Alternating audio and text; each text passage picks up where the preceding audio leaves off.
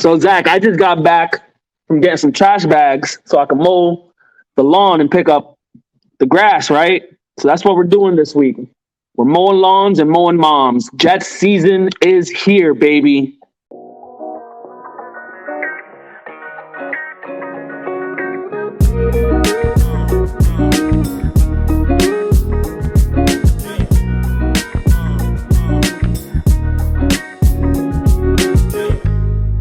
Hello, and welcome to another episode of Breaking Down the Tape.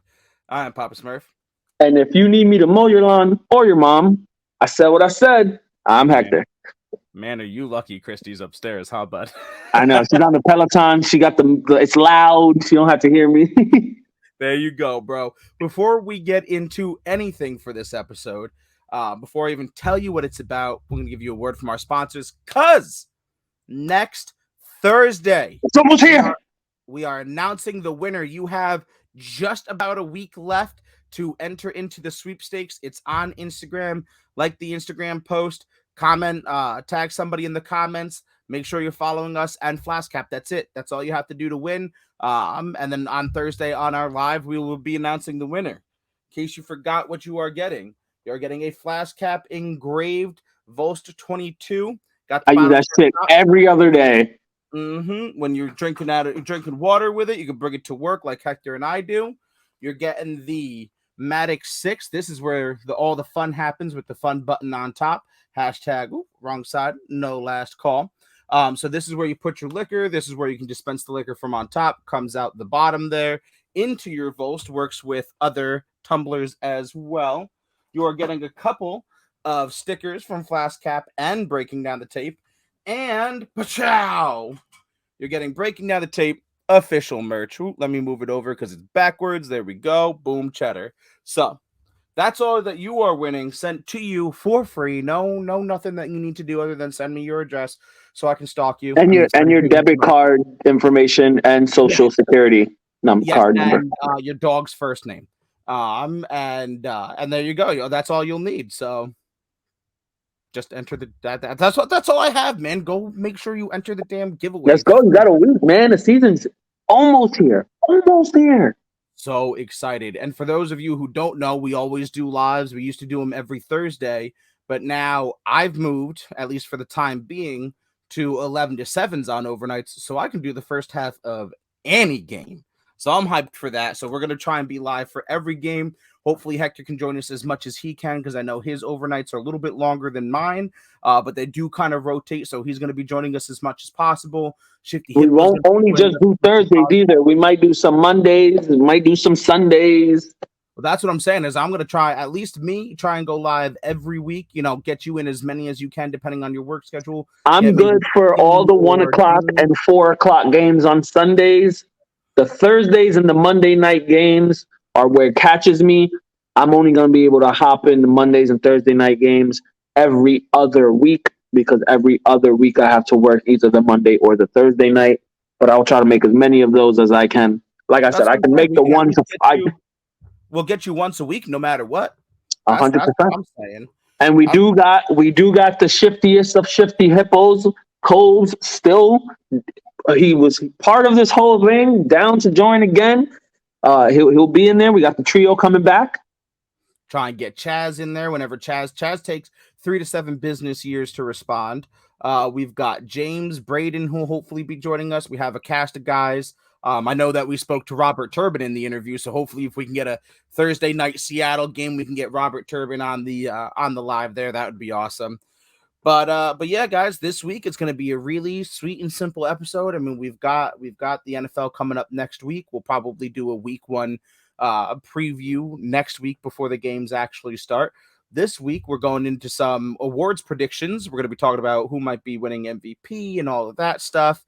Hector's going to take us briefly around the world of sports, and we'll kind of go from there. Yeah. Let's do this, man. I am so freaking hyped, Zach. Like, we spoke about this when we were off air real quick, how we were both like fucked up on a week, and we thought like we were ahead a week, and we're like, oh my God, like where are we going right now? I thought, we were supposed to record yesterday, but yesterday I thought was next week, and mind fuck. it was brutal. Hector's like, yeah, so I switched 30th with the 31st. And I was like, oh, okay, that's not a big deal. We'll figure it out. Like, I'm off the 30th, but I'm definitely, but I work at 11 on the 31st, so we can definitely figure it out. And then I'm looking at the thing. I'm like, oh, God, the 30th is today. Fuck. I kept telling people like, damn, I'm not going to be able to see the first Thursday game. Bills versus the Rams, and they're like, dude, that's next week, and I'm like, oh shit, I'm off next week. All right, yeah, I can make that game. Yeah, Hey, it's been crazy, bro. It's been moving. yeah, man, and let's talk about some sports real quick. We got the NBA going. We got Kevin Durant staying in Brooklyn, finally coming out. Even though at first he wanted a trade, he wanted out, he wanted this, he wanted that. You got the whole hoopla about Mr. Half a Season, Earth is Flat, Kumbaya, Hakuna Matata over there. And then you got Ben Simmons, who's a whole other just fucking joke in its of itself. But he decided to stay in Brooklyn, work it out. I guess the way I'm looking at it is Brooklyn is honing down and saying, look, last season was a shit show. You guys owe us one complete, fully healthy season of KD, Kyrie, Ben Simmons on the court together. And on paper, you're a championship. Mm-hmm. Like you're a champion, not a contending team. You are the championship. Like you are the winners on paper. Now put it together. So let's see if that works out. I still think there's some bad blood. Yeah, I don't know if I'd call it bad blood, but there's just something that It's a sour taste. Yeah, yes, that's the way to put it. Yes. There's something there that's just like, you know what? They should have just imploded the whole thing, got rid of Kyrie, got rid of Ben, sent KD somewhere else. Or if you're going to keep KD, get rid of the cancer. Yeah. Yeah, there's something that just it doesn't fit right. Nothing like the puzzle pieces look like they should, and then you put them down, but you kind of have to like force it a little bit. You know what I'm saying? And then you notice in the picture that the piece that you want to go there doesn't fit, and you're like, ah, fuck.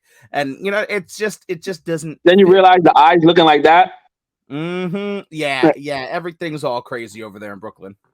Yeah, I still don't know how that's all going to work out. Like I said, I think if KD was going to, buckle down and be like, all right, let's do this. They got to get rid. Kyrie got to go. Yeah, for sure.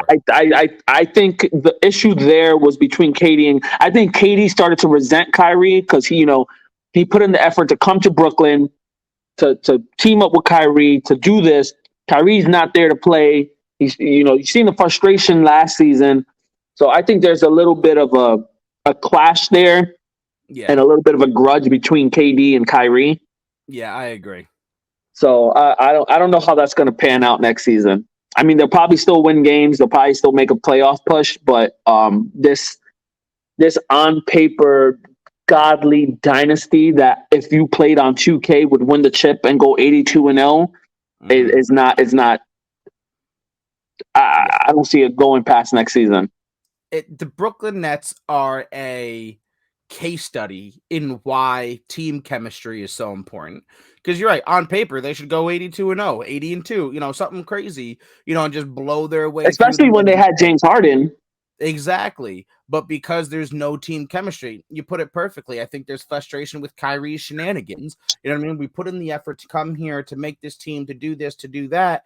And then you're like, I'm not going to get vaccinated. Now, people don't come after me. I don't care about your vaccination status.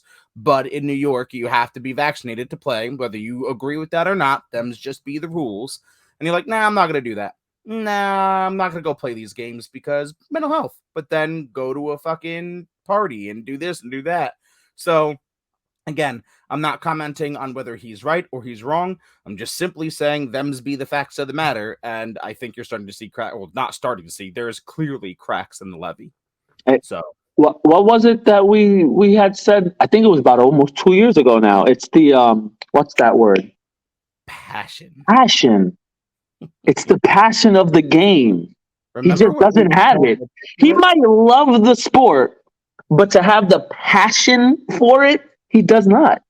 Like, Remember when we were called ridiculous for that? We had no idea what we're talking about, and he is so good, and this and and there's that. multiple. How can you be this good and not be passionate? It's wild because we said it, and then after we said it and got called on that, multiple legitimate analysts on ESPN, on Bleacher Report, on Name the Source has said the same thing, that he doesn't have the passion or lacks the Desire, the want. the want to play ball.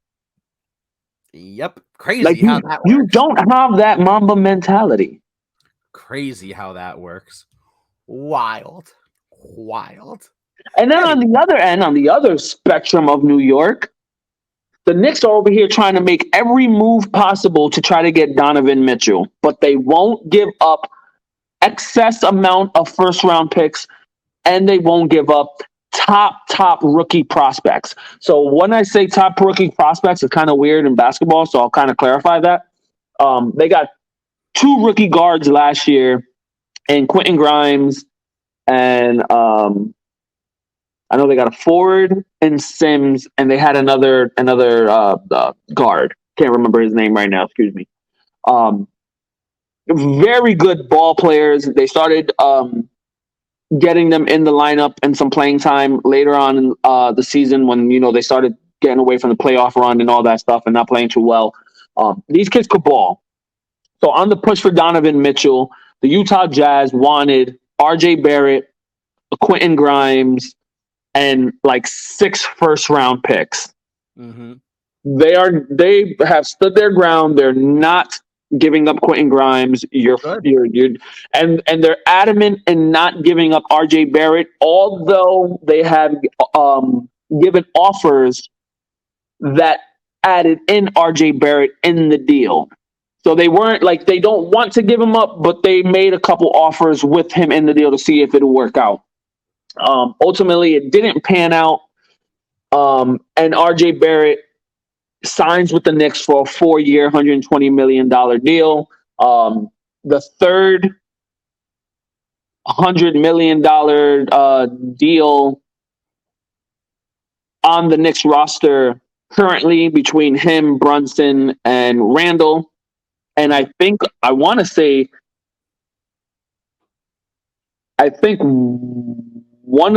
the top like 5 NBA contracts with the Knicks in history to top 100 mil. Hmm. Yeah, because I know Amari Stoudemire was there, and I think Melo was close, but so they signed him, which I think is great. I don't think they should have gave him up. I thought Donovan Mitchell as great. So we've seen KD get traded to Brooklyn, right? Mm-hmm. And we've seen what that went for, all the draft picks and stuff like that. I'm sorry, Donovan Mitchell to me is nowhere near a phenomenal player, but nowhere near the caliber of a KD. But you want the same amount of assets for him in a trade. Yeah, no, if you're going to give up that, the player that you give up that stuff for is a player that puts you in the finals now. And I mean, we saw just across sports. I mean, Like you saw it with Brooklyn. you a superstar, not a star. Right, right. Well, you saw it with Brooklyn, right? You've seen it with the Rams. In football, the Rams are like, "Fuck the draft picks, fuck the future. We don't care. We'll give you everything for our future because we want to win now. When we pay the debts in the future, that will come in the future. But we're winning now. That's if you're gonna give up all that for one player, that player better be able. That's LeBron. Six, He better six be able per, to drag your ass. yes, 6 first-round picks. That better be prime LeBron. That better be prime KD. That better be Kobe reincarnated in some fucking new NBA player. That better be Michael Jordan. I don't care how old he is because it's Michael fucking Jordan. So, Yeah. like, You got Irish there for a second. It's Michael fucking Jordan. I know I went to swallow at the same time that I was speaking. Hector got so mad he changed races. Yeah. So like that's just absurd to ask that much. So they offered some players. They even try to offer Obi Toppins with 5 first-round picks and Evan Fournier, because Evan Fournier has a huge contract with us. It's like a 4 year, $70 million contract. So it's a Right, load of money they have to unload if they want a star like Donovan Mitchell anyway. right, right. So Um, kill two they, birds with one stone. the back and forth between the Donovan Mitchell thing, they keep ixnaying it because either one, RJ Barrett's not included, or Quentin Grimes is not included, or two, if they are included, the amount of draft picks that they want aren't included. Right. So the Knicks, I give it to the Knicks in this. I've seen the Knicks in 30 years of my life lose a lot and fuck up even more. I am proud that they are putting their feet down and staying stern and saying, you know what? I'm not going to be a dumbass. Even though my owner, James Dolan, is, I'm not going to be a dumbass. I'm not going to give 5, 6, and 7 first round picks for a 25-year-old who just recently had a season ending injury like 2 seasons ago. Mm-hmm. I want to say it was an ACL or an Achilles or something like that. And yeah, he can give me 25 any given night, but like when it comes down to it, is he the man with the ball last second of the shot and is guaranteed a dub? Yeah. And I don't believe that. I think he's like I said, phenomenal talent. I don't think he's not. I want a fucking Kobe. I want a superstar. I want a Melo in the prime when we had Melo and he was clutch and he, took us to the playoffs for the first time in like 15 years. And the Knicks was back on top with Melo in that squad. I need a Melo. I agree with you, man. If you're gonna give up that much, you have to guarantee me I'm making the finals. Like a period end of story. You have to If guarantee me I'm giving up, players yes, to the finals. I will. You know what, Zach? I stand behind that. If I'm giving up six, and this is where it gets me, it's the first round picks. If I'm giving up 6 first round picks, I, I want a chip next year. Mm-hmm. Yeah, because that's what Next, you're doing. you know what? I'll give you a little leeway. I'll give you a little leeway. If we don't win the chip, that's cool. I want to be in the finals though. That's what I'm saying. As I've got to have a final appearance, and like I said, there's certain players that can do that, but that's a very small circle of players. You've already mentioned it. We're talking prime LeBron. We're talking prime KD. We're talking prime Melo. We're talking prime Kobe. Any era of Michael Jordan. That's what we're talking. I need a player like that. That they're on my team, automatic finals appearance. Period. And then it's my job to build the players around them to win the finals, right? Like I don't want to build if I'm trading that much capital, I don't want to build a finals roster. That player is my You, finals you roster. know. I want to Okay, build so a winning finals there's winning been roster. there's been talk of Giannis not staying in Milwaukee his whole career. And he's even thrown hints of maybe him going to a Chicago or New York or an LA or, sometime in his career, Milwaukee's not going to be his only destination. He'll go somewhere else. If we're talking to Giannis,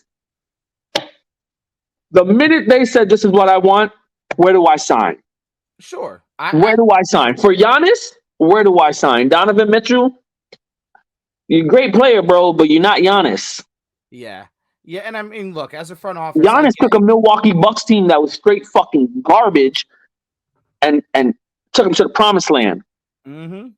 And I get it. You're a front office. You want to get as much value as humanly possible for your star players. I get it. But but this is you're getting absurd, and I agree with you. I'm proud of the Knicks. I'm happy because the Knicks are generally a team that does something stupid, and trades it all. Kolb said it on an episode of Nobody is Shiftier earlier on in the preseason or in the post or off season, one of the fucking seasons, and said, the Knicks would do something stupid like trade for him and trade the house for it. I am so grateful that he was wrong. So we've done two things. We've done a stupid move and a good move. Stupid move, which is a semi-good move, is that you got Jalen Brunson. Right. The stupid part of that move is the amount of money you paid him. Right. I think getting Jalen Brunson was an amazing move. I thought it's a giant step forward in our backcourt. And if you can pair him with a Donovan Mitchell, that is great.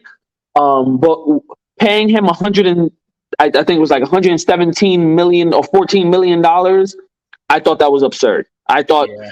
for one season of productivity, as a backup to Luka Doncic, I don't see where that added up. So I thought that was a stupid move.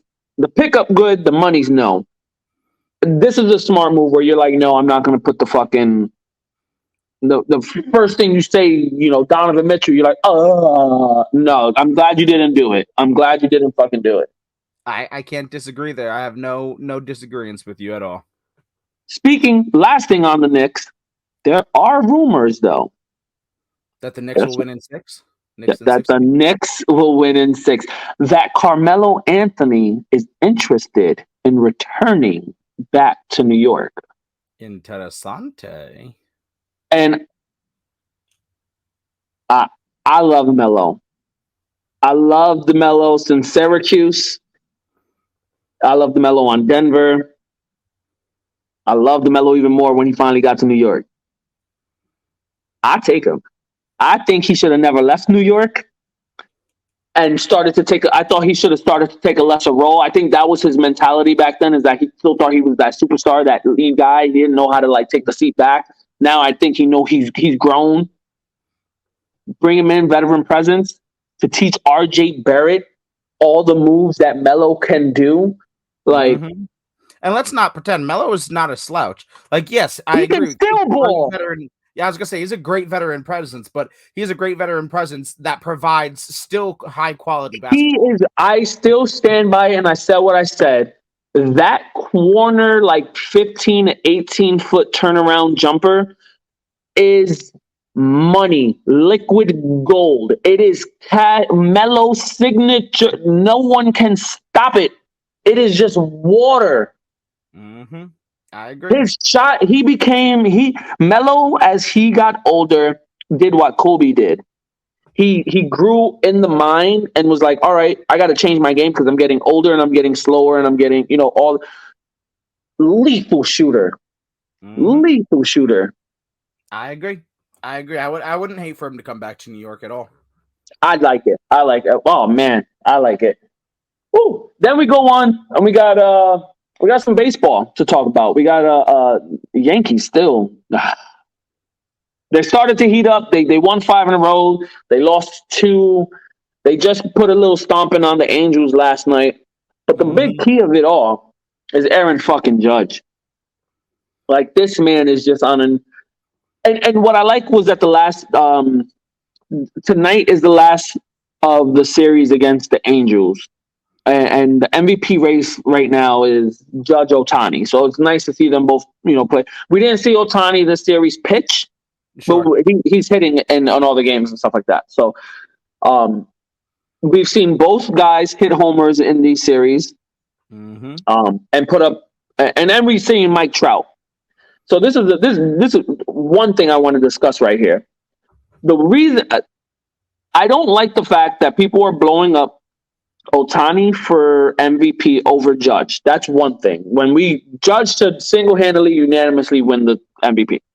On top of that, they're blowing up Ohtani for MVP. But look at Ohtani's numbers and then look at Mike Trout's numbers. They're almost identical. And people have Mike Trout 5th or even outside the top 5 voting for the first time in his career for MVP voting. But the numbers are almost identical. It's the pitching aspect. People are gonna add on top of it the pitching aspect. You're not supposed to, but they will. I think that's what it comes down to. Even when we talk about Judge, and I did this whole breakdown. I was scouring fucking articles and stuff the other night. Judge right now holds a 7.4 WAR, and in baseball now everything's about your WAR, your wins above replacement. I hate it. He has a 7.4 WAR.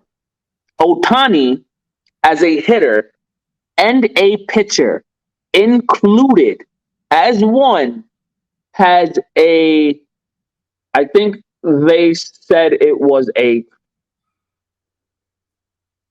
2.8, 4.8. Yeah, that's not even close. So But then you got Mike Trout, whose WAR is like a fucking, a 6 with the same fucking numbers as Otani. Right now, Otani's hitting like 275. Mike Trout's hitting like 270. Otani got 29 home runs. Mike Trout got 28. Otani got 87 RBIs. Mike Trout got like, I want to say 62. Yeah.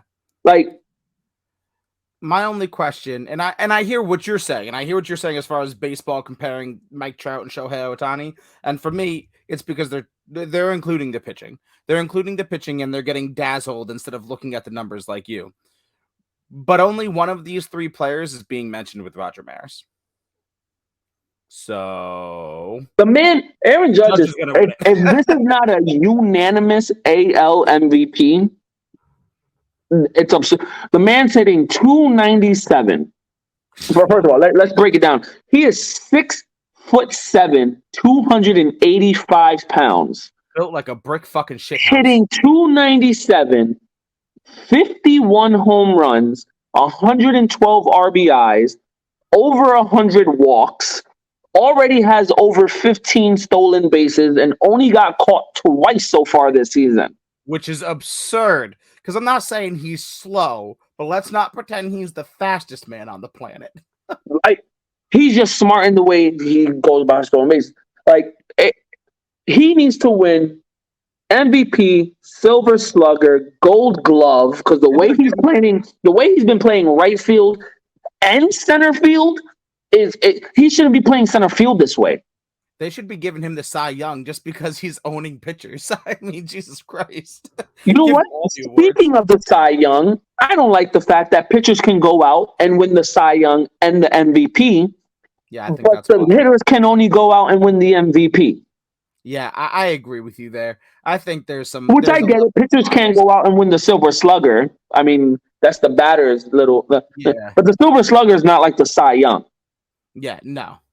No, the Cy Young is specifically for pitchers, and I agree. Like the Cy Young is, it's the MVP of pitchers. The MVP is the MVP. Like, yeah, you shouldn't be able to win Cy Young and MVP. I think that's crazy. But back to Aaron Judge. What is he? He said he has 51 homers, right?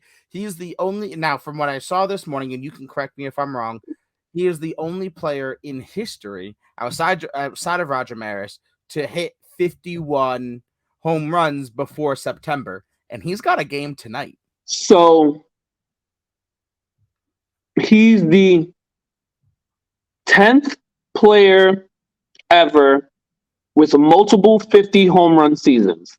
Sure. He's the 4th Yankee ever with a 50 home run season. He's the 3rd Yankee ever with multiple 50 home run seasons.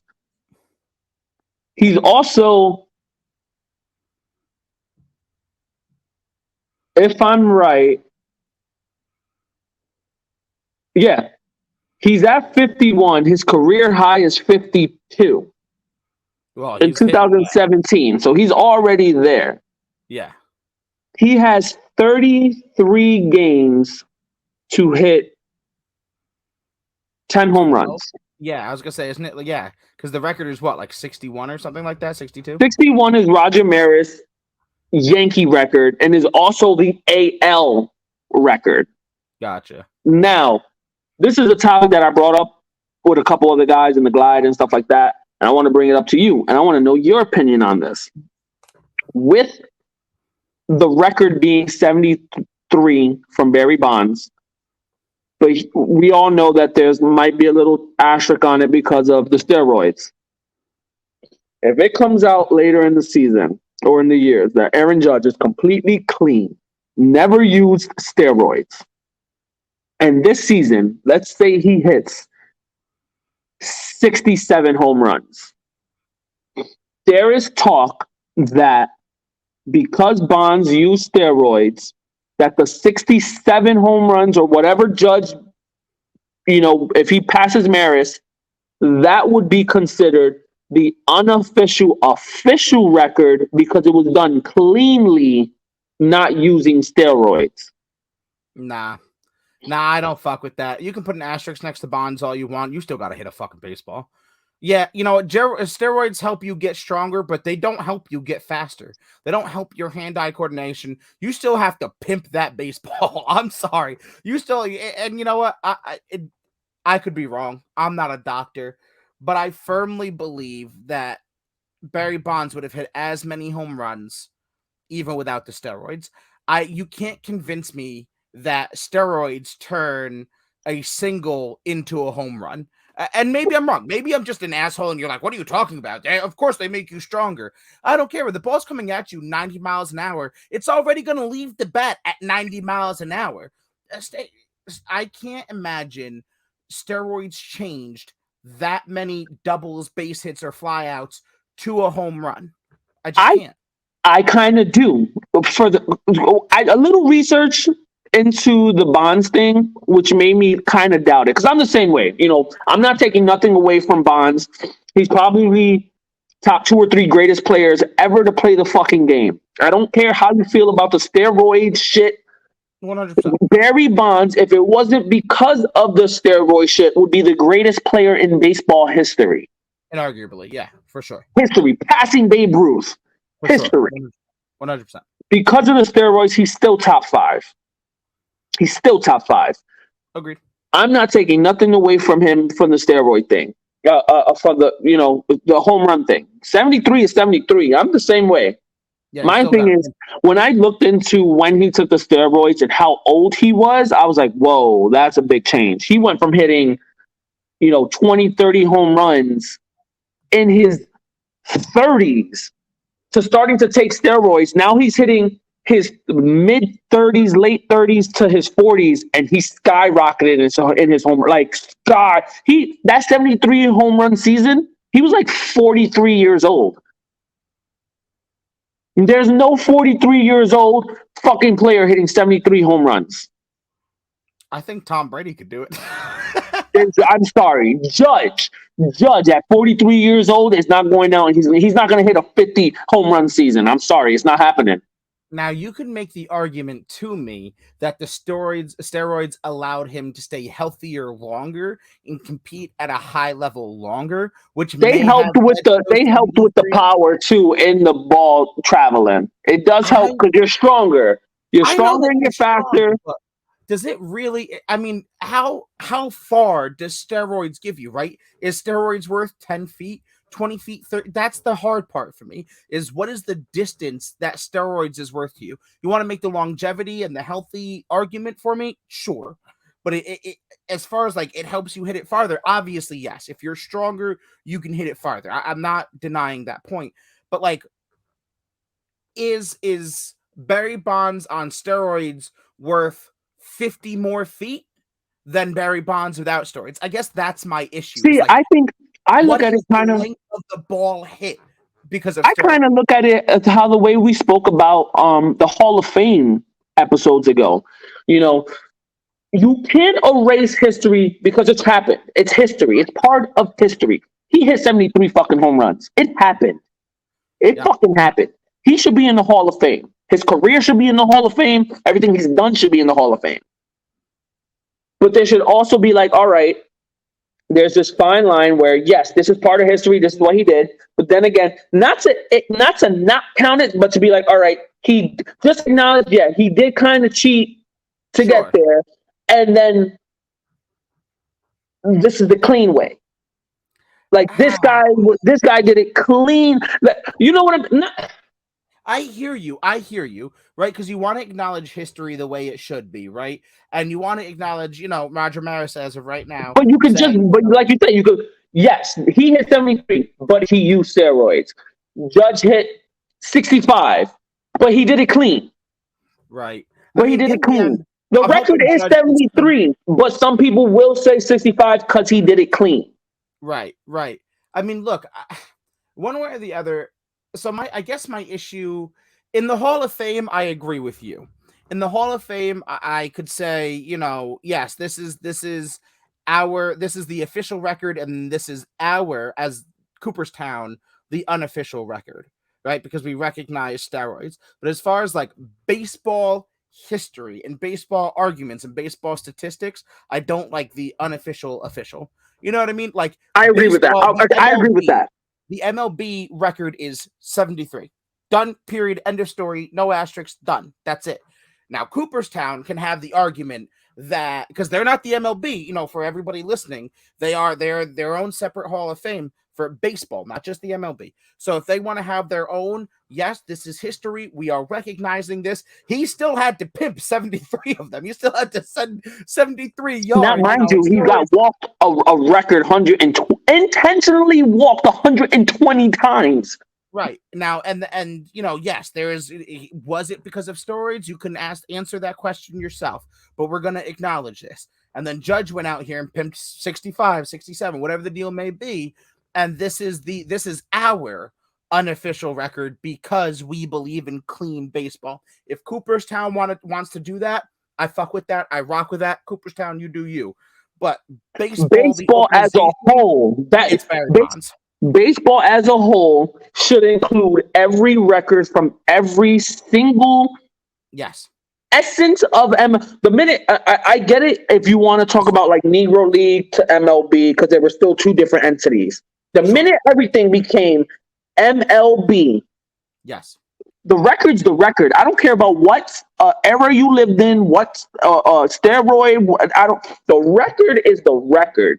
Because how can you? That's what I keep coming to. If you're talking about an official record, I need someone from the MLB to come to me and prove statistically with data and science and fucking nerds, fucking prove to me and say, you know, Barry Bonds' record isn't official because each shot of steroids is worth an extra 10 feet to the baseball, is worth an extra 10 hits, is it worth an extra whatever. And we can definitively say because of this data, not, you know, you put a good argument for the length of time, and I agree with that, but because of this data that we have that says if your muscles are 2 centimeters bigger, have 2 more muscle strands to them, you'll hit 2 more home runs. Until baseball can do that, then you can't. I'm sorry. You just can't because you can't prove it. Yes, you can prove baseball, you know, steroids make you stronger. Stronger makes you hit harder. Sure. But you can't prove to me how many. Is it worth 7 home runs? Because if it's worth 7 home runs, he still beats Roger Maris. So what are we talking about? You know what I mean? Like, until you can definitively fine line prove it to me, MLB records are, like you said, the records. Period. End of story. Don't care the era. Don't care what was going on. You know, and the same thing goes for the Astros. And I fucking hate it. But the banging the cans bullshit. They won the fucking World Series. I'm not happy about it. They motherfucking cheated. And as a fan, I will always scream that there was an asterisk. But who knows? I can't definitively prove that without the trash cans, they wouldn't have beat the Yankees. Now, was their batting average jump away? Sure. But I can't prove that. You know what I mean? I can't prove that. And that increased batting average is what caused them to win. I can't prove it. And that's a good argument right there with the Astros shit. If the MLB would have came in like they did and they gave out their punishments or whatever, if they would have came in and said, we're stripping you of the title, you didn't win that, that is a part of history right there. Now it's like, all right, you fucking cheated. You didn't win. Mm-hmm. But because they didn't do that, they won. Yep. They were in history. They won. And as a fan and as the Baseball Hall of Fame, you could fucking sit there and put an asterisk and you can fucking sit there and say they won, but keep in mind, this is what happened. So whether you want to count it as a win is your personal decision, but we do or don't. The Hall of Fame can recognize it as not a win and can illegitimize it in their own halls. They're their own organization. I'm not the real dad. They can do what the fuck they want. But as far as baseball, the organization is concerned, I agree with you. If they came in and they put the hammer down and said, nope, we're stripping you of the title, nobody wins it this year, and here is why, and we can definitively prove that because your batting averages while away equated to 4 extra runs and the Yankees lost that series by a deficit of 3 runs, therefore your 4+ puts you over that deficit, boom. That is why you're being stripped. Okay, and if you can prove that, awesome. But you can't. You can't retroactively go back and erase history.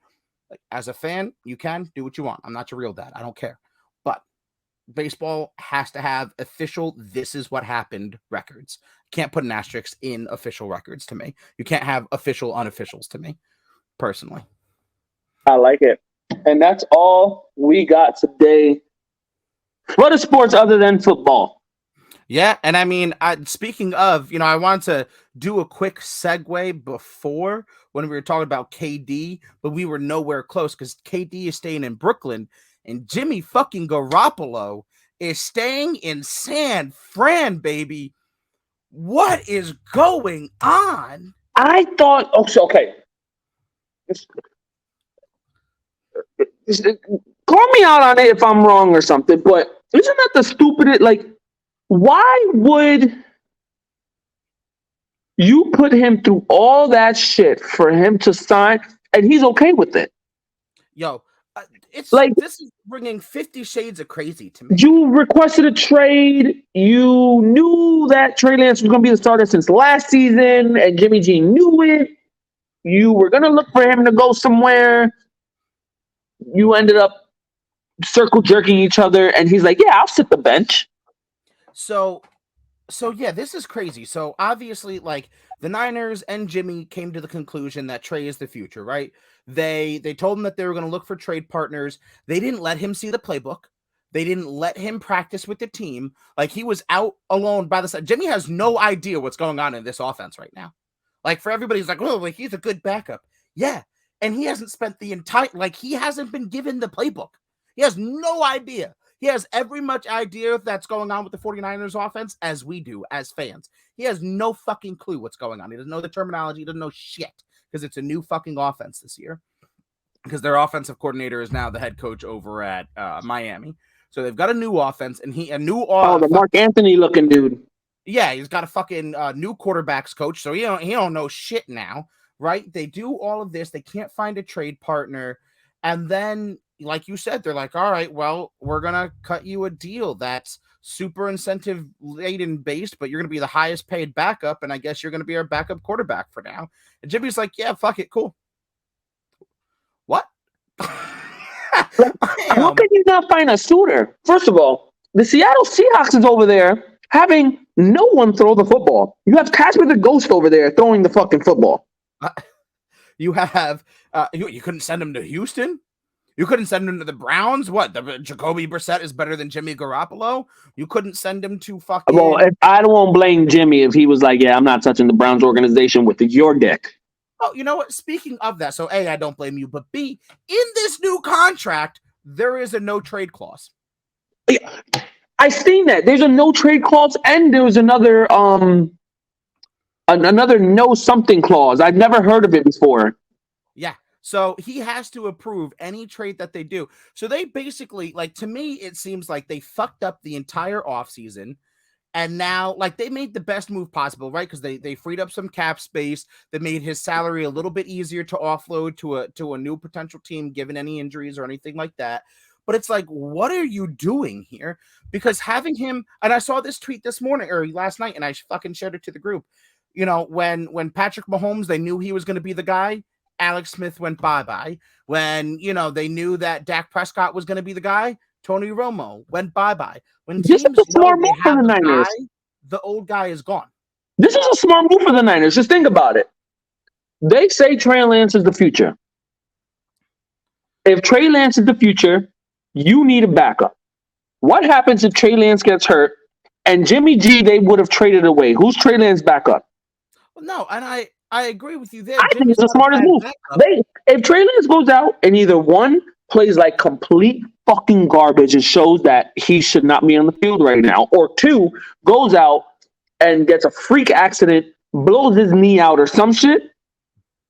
No, you got this man sitting on the bench for pennies. And led you to the Super Bowl. No, look, it's not a bad idea to have Jimmy G as the backup. That's not what I'm saying. But if you're sitting here touting how Jimmy G is a starter in the NFL and all of these things, then why do you still have him around? If Trey Lance is so good, why are you having your incumbent quarterback sit around when you said you would trade him? Why not from the rip just say, hey, man, you're really good looking and really chill. Why don't you be our bench quarterback? We'll do this deal. Fucking 6 months ago, we'll do this. We'll make you the highest paid fucking bench quarterback in the league. And if you play, we'll fucking load it with incentives. So if you do wind up being a starter, you can make dumb amounts of money. I think and he you does just got to play. chill out. Why I, didn't they I do that? I honestly believe that he does play this season. I think I know it's possibly 4 games. no. Honestly, I just the whole thing is so fucking weird. I just can't get over the fact that Trey Lance is our guy. We're gonna move on from Jimmy, and he's still fucking in the locker room. You're telling me that there is no Jimmy G factions? There's Is no that the Trey Lance reason why factions? Debo stood? Because he knew Jimmy G was gonna stay. That's what like is that do they really have faith in Trey Lance if Jimmy's hanging around in the locker room? Is Trey really their guy after like maybe we Speaking of will. fucking Trey Lance, I'm sick of jumping on fucking Instagram every other fucking day, shuffling through my fucking reels and shit like that. And motherfuckers are sitting here with the straightest fucking face. Oh, Trey Lance is gonna be a baller. He's gonna win MVP. I think he's taking him to the Super Bowl.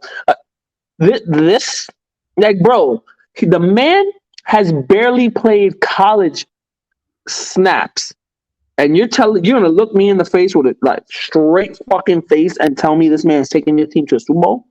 So I saw a statistic the other day. Trey Lance in his college and NFL careers combined has thrown something like 300 passes. And you see an MVP in 300 passes? What? What? Tom Brady completed like 450 passes last year. Completed more than he in 1 year completed more passes than Trey has ever taken in his life. What? And that's I'm not saying he won't be one day, but what I'm saying is, what are we doing here, guys? I get it, the Trey area. It's a cool little lingo, but like I've seen more players with the hype of being great become bust than the other way around. 100%. 100%. And that's, it's kind of like my argument with the whole Trevor Lawrence thing. Like, because you guys put him at the top of the mountain, the only place he can go is down. When you're ranking him as the MVP, if he doesn't win, he's a bust. Because anything short of that is if he doesn't win the Super Bowl because he's supposed to win the Super Bowl, then he's a bust. I don't know. Trey Lance is officially a bust in my mind because he can't live up to hype. The whole situation there is weird. I think that locker room is divided. I think Debo staying is kind of an indication of that. I think the fact that the Niners just completely mishandled the situation from the rip is going to show terrible, terrible things as this season goes on. So I don't know. I think the only chance that they have to not be last in their division is if a new Call of Duty comes out again this year and Kyler Murray gets caught playing too much. That's it. So, but as far as mishandled situations go, we didn't bring this up in pre, but I want to get to it before we talk awards. 53-man rosters were cut. Everybody got down, slimmed it up. And I want to talk about two things out of the Jets that didn't upset me, but I found interesting. One thing I found interesting and one that I think people need to shut the fuck up over. So the Jets cut Jason Pinnock, who was a safety that Joe Douglas drafted. And there is now, this is the one that I'm like, this is a head scratcher for me because he had a great preseason. He's been great in camp. And I think he's outshone Ashton Davis, the safety that they decided to keep. And while I think Davis has more quality on returns, I would have preferred to keep Pinnock. I don't know if you're abreast of the situation at all. I don't know, but I found that to be an interesting cut. There's a couple other ones, but that's one of the bigger ones Yeah. to me. I was looking at some of the cuts too. Obviously, I didn't get to all of them, but Yes. I did not see that one. I thought Pinnock was a good safety. Because he I could slide down into nickel as well. He's a good, potential nickel corner. I personally had him behind Davis. Really? Yeah, I personally just by small fragments, extra year of experience, extra playing time, NFL actual game time playing time. We've actually got, and he's versatile. Like you said, the special teams and stuff like that. Um, and like I said, I had him above him just slightly. But I did hear that they were like Davis was even on the border of being cut. Yeah. And now I will say, with this being a caveat, is once people clear waivers, you can sign them back to the practice squad. And the rumor is quite very strongly that Pinnock is going to wind up back on the practice squad. But it's just one of those things that's like, damn, that's kind of a shame, especially after building him up all preseason. Like, oh my God, this guy's playing great. And then it's like, but that's what hurts some of these players too. Like you're trying to make the 53-man roster, but then you get cut. When you get cut, people get upset and they hurry up and take the first move that comes to you, not knowing that the team might come to you and be like, "Yo, I'm trying to put you on the practice squad because if I put you on the 53-man roster and then bump you down, I'm paying you more than what you're worth technically. So I got to cut you to bring you back on to pay you properly." There's a whole it's all a business. To it. Right. There's moves like right now. I've seen a lot of people are picking up from the waiver wire, and it's going wild. One that I thought was crazy is that Strevler, the QB. That was my second one, as a matter of fact. And this is why I said maybe he moved too quickly because the rumors were that the Jets were going to cut him to re-sign him as a practice squad member, and he ran to Dallas. You know what though? But apparently he's going to be Dak's backup, so that's not a bad run to. No, not at all. To be a backup for Dak Prescott, especially when they just cut Cooper Rush and Will Greer down there. No, I don't think that's bad at all. And Jets fans kind of like bugged out over that. Well, how come him over Mike White? Look, I get it. He was a preseason hero. He's the reason that the Jets went undefeated. He led 3 comebacks, not just drives, but great completion percentage, great passer rating, like 75% or something like that completion percentage. Yeah, I mean, look, he played good preseason football, but the Jets it's not NFL game. Right. The Jets have Zach Wilson, Joe Flacco, and Mike White. So, number 2 overall pick, proven Super Bowl winning quarterback, aged but Super Bowl winning quarterback, and proven sustainable backup, Mike White. Who I think preseason hero. Yes, who I think Mike White is making I think he also had a phenomenal preseason and is making a strong fucking case as a really, really prominent backup QB. No, I agree. I don't think he's a bad backup, but just even if, because he did, Strevler outperformed Mike White in the preseason for sure. But again, number 2 pick, Super Bowl winning quarterback, beat the Bengals. I had a 500-yard game to beat the Bengals. So like I have 3 guys that I know can compete against first-string NFL teams, against a Super Bowl appearance team. I want Strevler to thrive. I want him to thrive. I want him to make the practice squad. Sure. If Mike White gets cut or Joe Flacco or something, bump him up. I think if you give Strevler the chance, he could be a Taylor Heineke. Sure. I obviously want him to succeed as well. This was more a call out for Jets fans who are like bugging out and losing their mind. Oh my God, I can't believe. Guys, you are freaking out over the third man behind a number 2 pick, a Super Bowl winner, and a guy who threw 500 yards against the Super Bowl appearing Bengals. Leave it alone. Leave it alone. I think Mike White, like I said, I said it because I watched that Jets Giants preseason. That was the only preseason I got to watch of them. I got to watch the whole thing. Joe Flacco came out balling, was hitting his targets, hitting his checkdowns. He had the interception, which was he just didn't see the linebacker shifting over. It wasn't a bad pick. It just happened to be a pick 6. It wasn't really. It happens.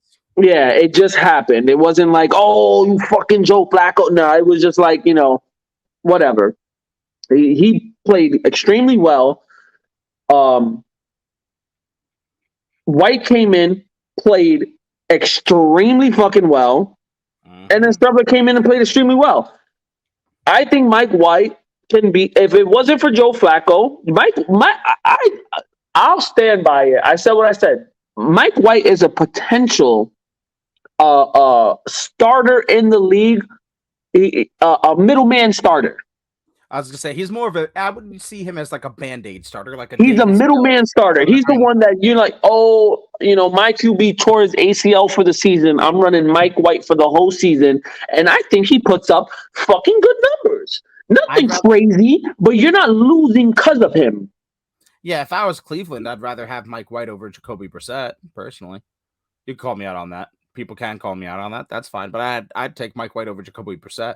I think Jacoby Brissett's floor is higher, but I think Mike White's ceiling is higher. You want another pickup? The Giants cut Davis Webb for the second time. He's been part of the Giants organization for years. Last year, he was part of the Jets organization, went back to the Giants. They cut him again after his terrific outing against the Jets in the preseason. I think Davis Webb, for some odd reason, isn't getting the shine he needs. He's a starter in the league. Davis Webb, bucket, is a fucking starter in this league. See, that's the I problem, would man. put him as a starter over Ryan Tannehill. I would put him as a starter over anybody in the Cleveland Browns at this point. Over anybody in Houston, even though I like my little white boy Davis Mills. With the turtleneck. No, I agree with you. I agree with you.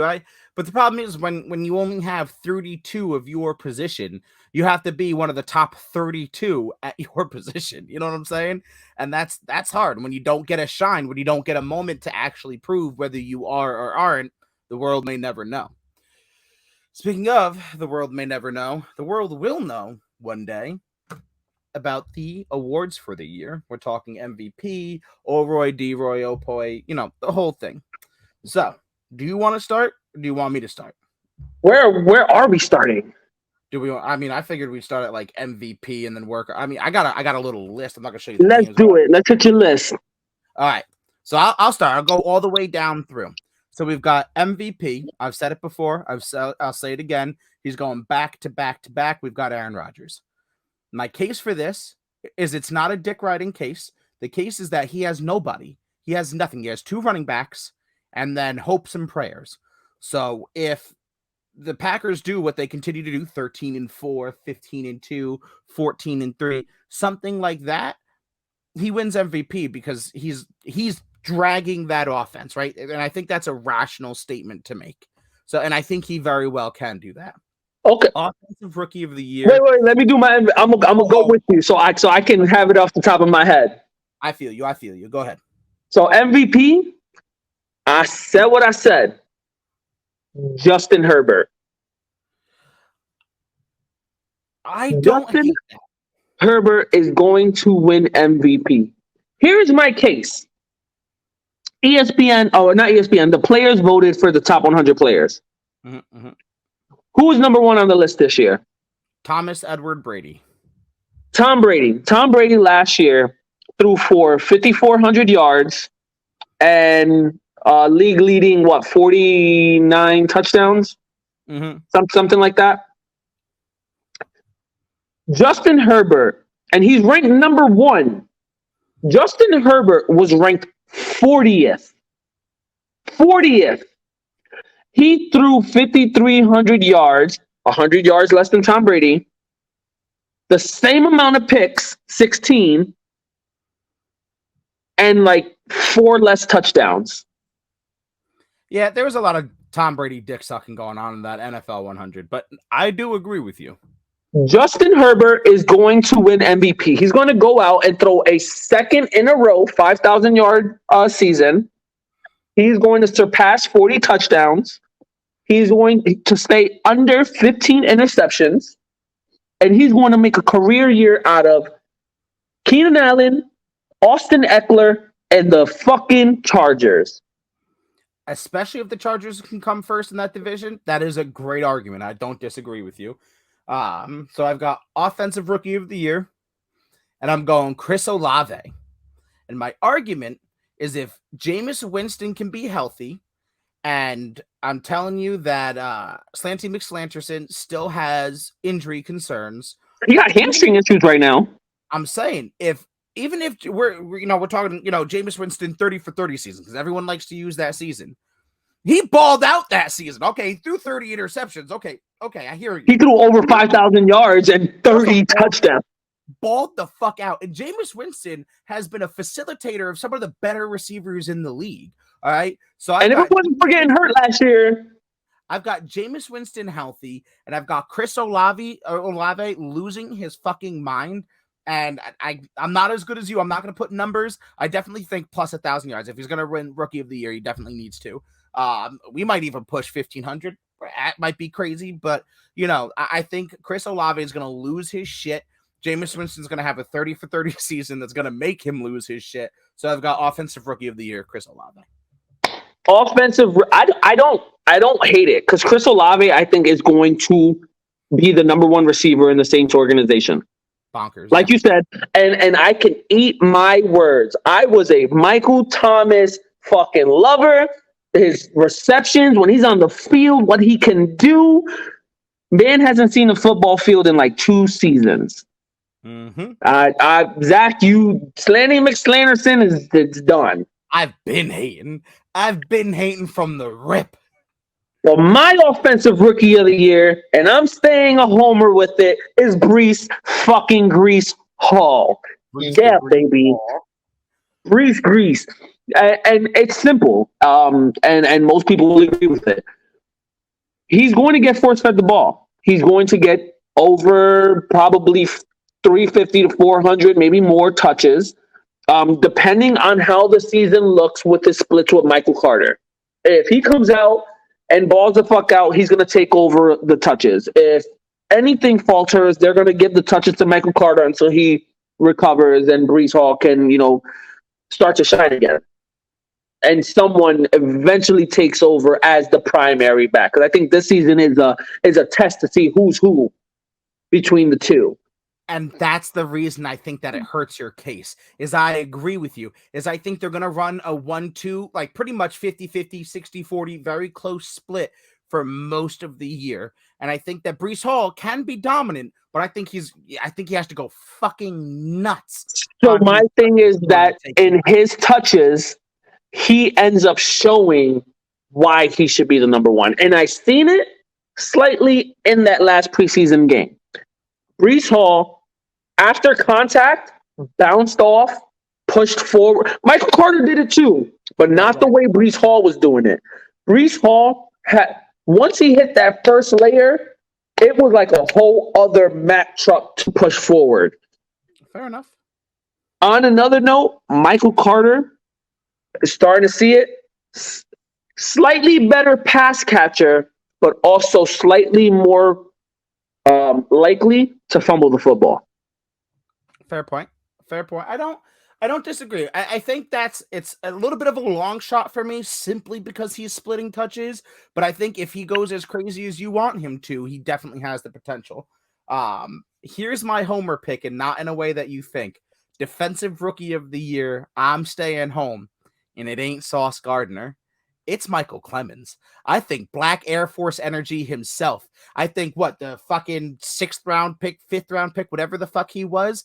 He's got mental problems, right? You understand this? This guy is not fucking sane in all of the best. We're not talking like Trevor Penning ways, like, oh, the best part about football is I get to physically assault somebody. Okay, we're not talking like middle school cringy ways. We're talking like one of the games he had like 11 pressures and like 2 or 3 sacks. Dude, I'm so excited about this D-line.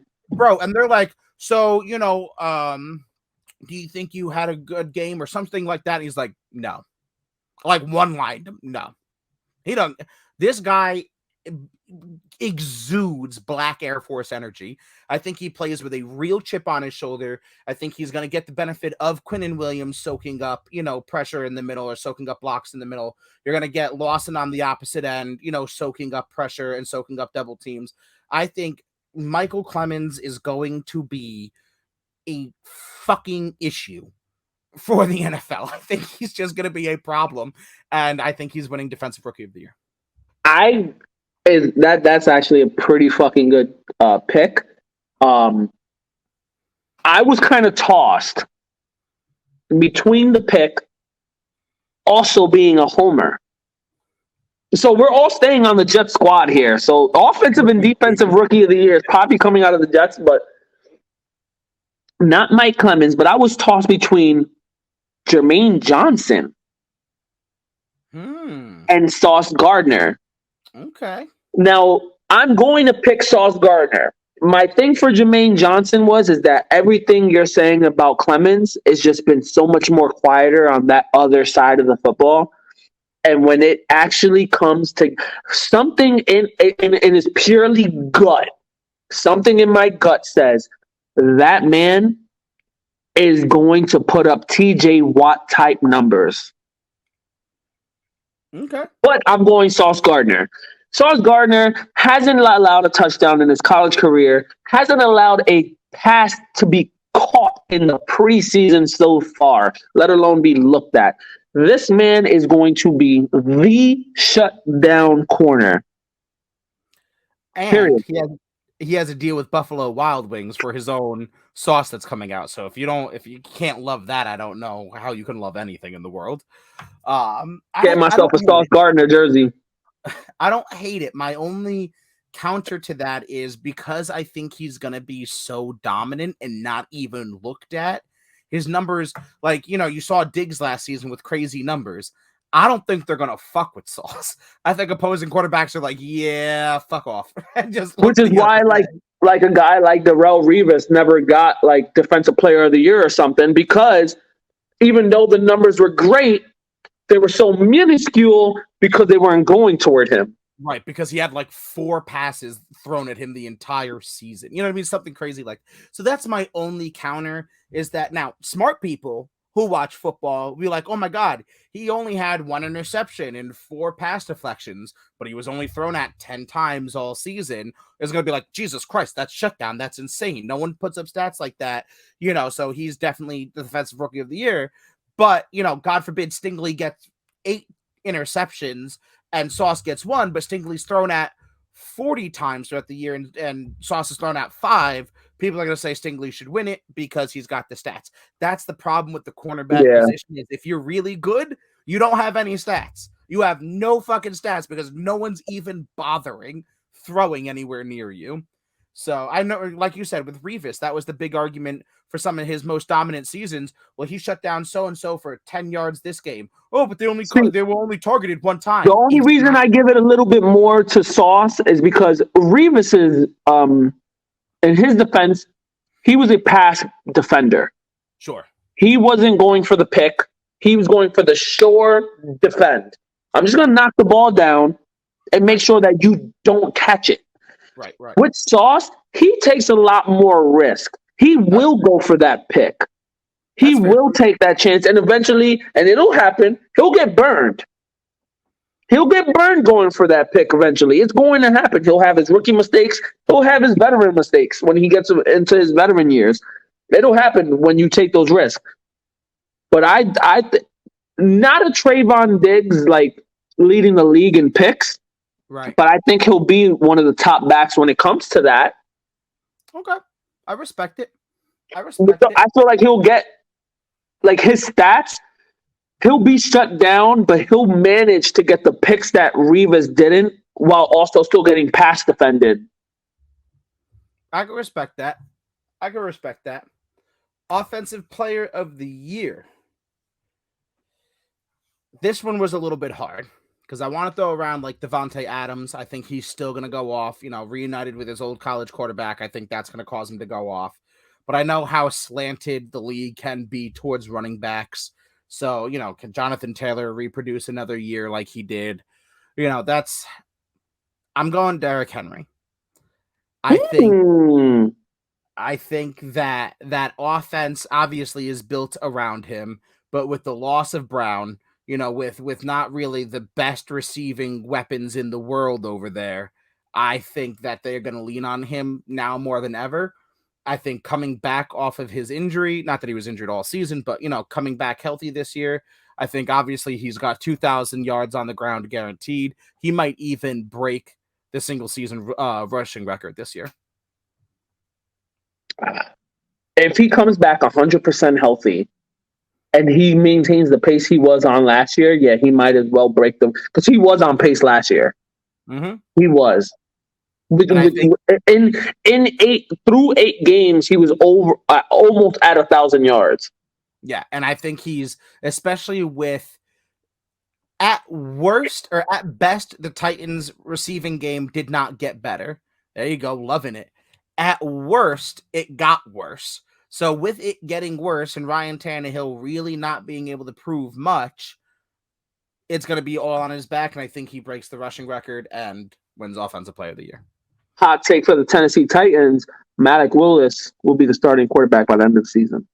That wouldn't shock me.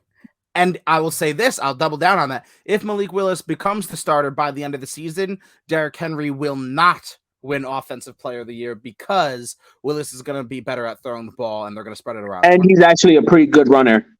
Yeah. So, but my Offensive Player of the Year, which I like yours. That's not bad. That's good. In our Degenerates League, we'll get there in Degenerates. I have Derrick Henry, so I'm hoping that he fucking does break the fucking record. By lips to God's ears. I hope that he fucking runs for 3,000 yards.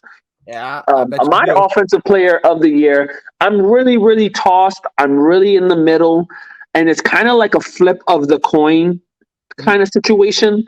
2 wide receivers, Justin Jefferson and Chase. Those were up there for me. Jefferson and Chase are the 2 guys.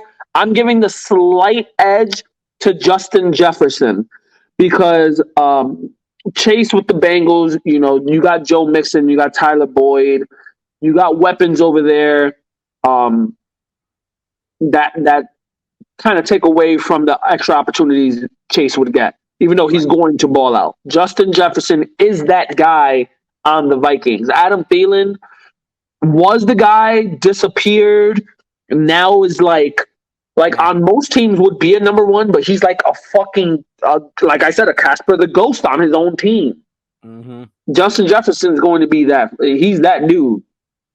No, and he's got one of the better stat padding quarterbacks in the league.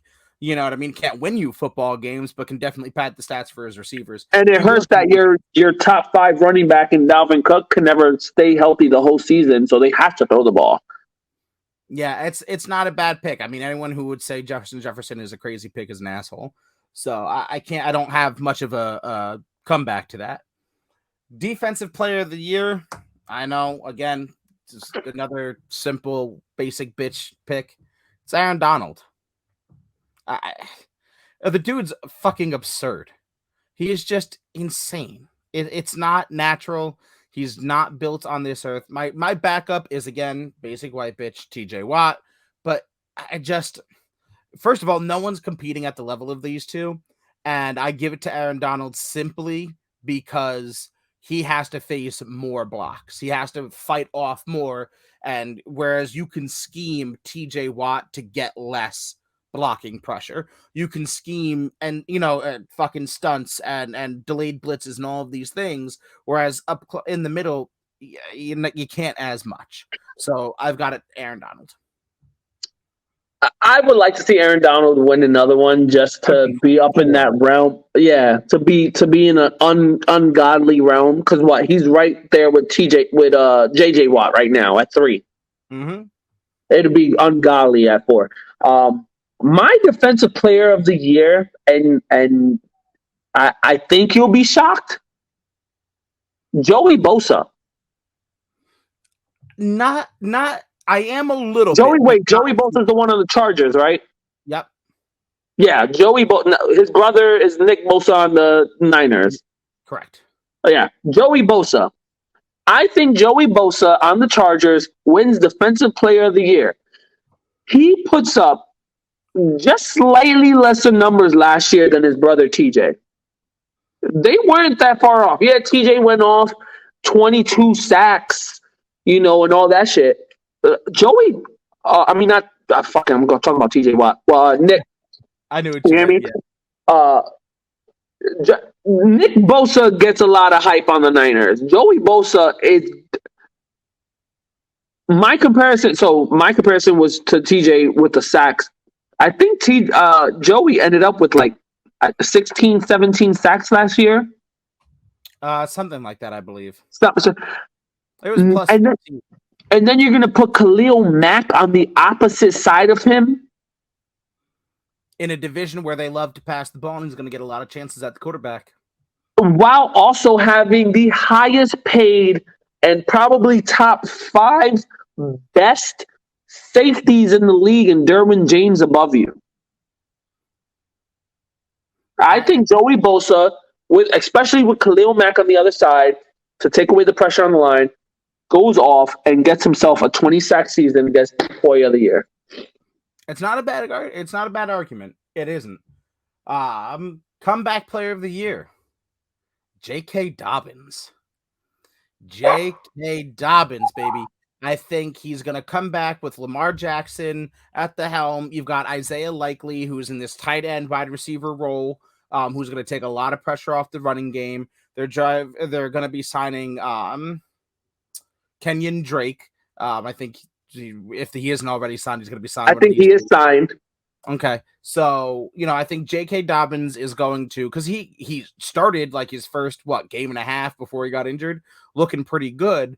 I think he's going to come back. I think if he can put up 12 to 1,500 yards on the ground and 500 yards through the air, comeback player of the year. I like that. Mine's is a little bit more controversial. Like it might not. I don't know if they'll qualify. Honestly, I don't know if they qualify for like a comeback player of the year award. Derrick Henry. Oh God. I think with someone still got their child abducted just now. I'm just saying, guys. He got the Amber Alert call. Someone got their child abducted. That's crazy. That scared the shit out of me. Yeah, like I want to look into the qualifications for comeback player of the year because he missed more than half the season. I guess if he was out week 8, he was out.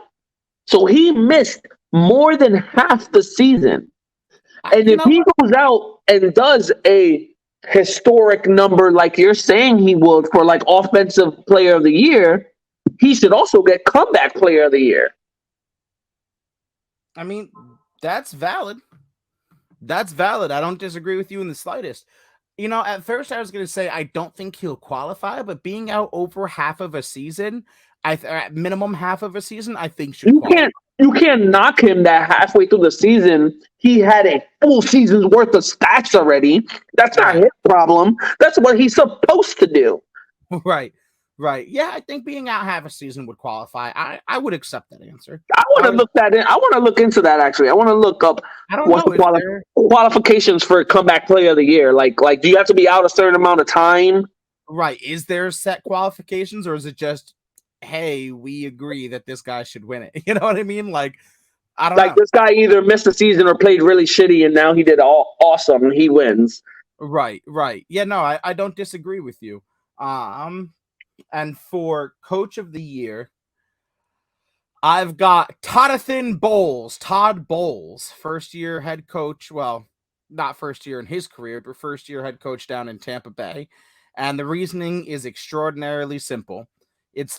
I'm not shitting on Todd Bowles. I think he will do great down there in Tampa Bay. I loved him in New York, actually. I really appreciated what he did for New York.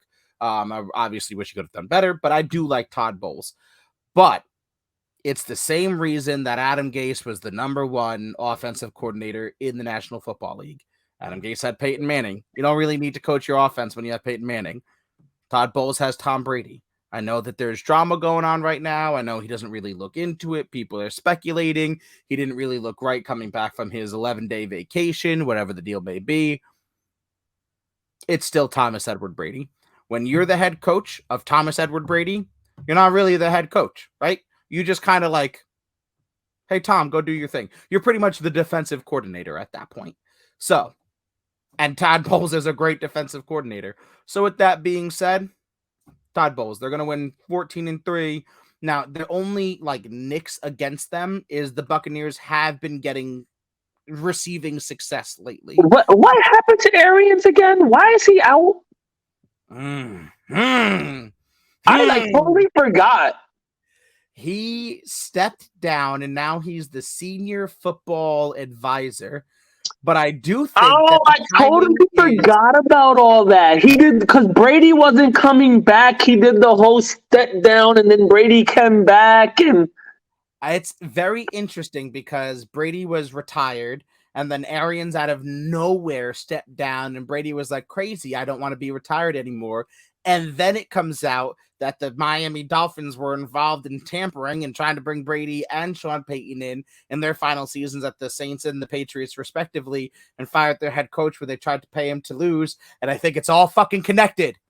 so you think he stepped down because he also tampered for Brady and ended up coming to Tampa Bay.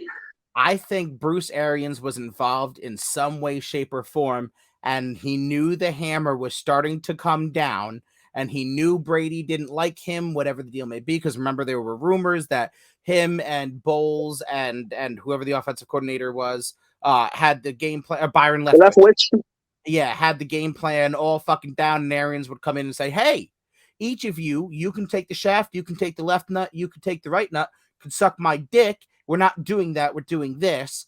And they all didn't jive, and then Brady retired. I think it's all intertwined, man. I'm and very Brady much also got football into hat it with these his days. wife. She wants a divorce, and he's like, "Fuck it, I'm going back to football." I'm saying my kids won't kiss me. There is a rumor that Giselle is pushing toward divorce because Tom Brady came back out of retirement. No She has shit. been wanting for him to retire, to spend family time, to start go on with their new lives and adventures and blah blah blah blah. And there are Damn. rumors that there's a, clashing in the relationship, and that this long personal reason that he was gone was recently was to deal with his family issues with her. That apparently she is pushing for divorce if he continues to keep playing football. Damn. Just call us TMZ over here. Holy shit. That it's all rumors and hearsay, but that's just a couple things that I've read. Fair enough. Give me your coach of the year. My coach of the year is going to the other part of MetLife Stadium, Brian Ooh. Dabble. I Ooh. think Brian Dabble wins coach of the year. He takes the Giants from what they won 4 games last year. Something like that. I think they fucking shock the world with Brian Dabble, and they go out and they win a fucking like 8 games, and he wins fucking and in the NFC, 8 and 9 can get you in the playoffs, That's and true. he wins coach of the year. Damn, you're over there like Bill Belichick, congratulating the man already. Damn. That was a good joke. You should have laughed. That was a really good joke, motherfucker. No, I'm I'm Bill fine Belichick. I'm Bill Belichick. I don't laugh. fair enough. I see the Uno reverse that you just played on me. That was fair. God damn it. God damn it. On my own show. Fuck. I need the producer in here immediately. Cut that out. Henry, Speaking of, I do have to go check on him. So we will be ending this. But do you have any final statements? Any final anythings for the fans? bro, we're just mowing lawns and mowing moms. Jets are going to the goddamn Super Bowl. 17-0, baby. So before we go, before I have Hector do First his team thing, in history to 20-0. exactly.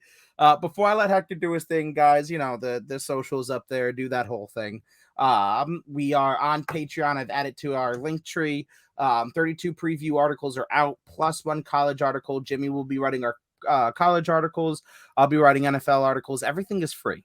Everything is completely free right now. If you want to donate, you want to become, a Patreon and actually, spend $5 a month, that's awesome. I'm not going to tell you not to. I'm not your real dad. But right now, everything is free. What I will ask is that if you're a fan of a certain team, go read that article, follow up on those articles, send them to your friends. Send, if you've got friends who are Jets fans, Giants, whatever, send those articles to your friends. I'd appreciate that. Other than that, man, we've got the giveaway coming up next Thursday. Next Thursday is football, baby. Not in a couple of days, but just over a week. We've got football coming back. You've got the lives coming back. You've got the giveaway coming. Guys, I am so excited football is here. That's all I got. Fuck that. Give us your money. Venmo at Breaking Down the Tape. We accept all donations and that all anything that has a fucking president's face on it. Send it this way. There is Twitter, there is Instagram, there's Facebook, there's Twitch, there's TikTok, there's YouTube. There is just looking us up on our personal pages. We are here for your entertainment. This is Breaking Down the Tape. I said what I said. Football is here. Let's fucking go.